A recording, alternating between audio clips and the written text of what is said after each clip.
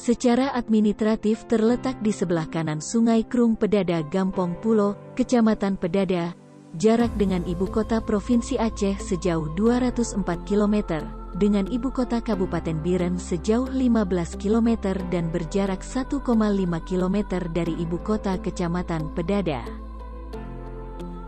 Kabupaten Biren berhadapan langsung dengan Selat Malaka, menjadikan PPI Pedada sebagai fishing base aktivitas perikanan tangkap di kabupaten tersebut dengan berbagai jenis alat tangkap dan armada kapal perikanan.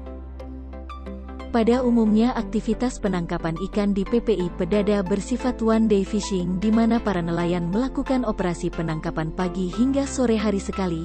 Namun ada juga kapal-kapal perikanan dengan alat tangkap purse seine dengan skala 30-50 GT yang melakukan penangkapan sampai 4 hingga 6 hari melaut dalam 1 minggu.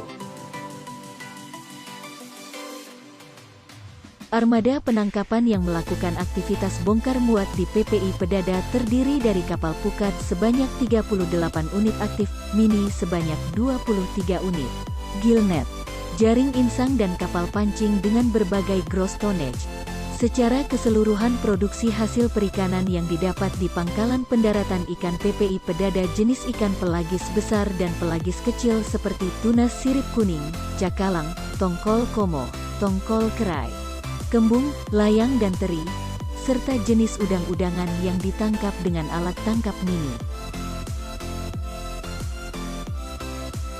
Rata-rata produksi harian ikan yang didaratkan di pangkalan pendaratan ikan PPI Pedada mencapai 7-9 ton per hari dengan berbagai jenis ikan. Pangkalan pendaratan ikan PPI Pedada Kabupaten Biren terletak di pinggir Jalan Negara Banda Aceh Medan.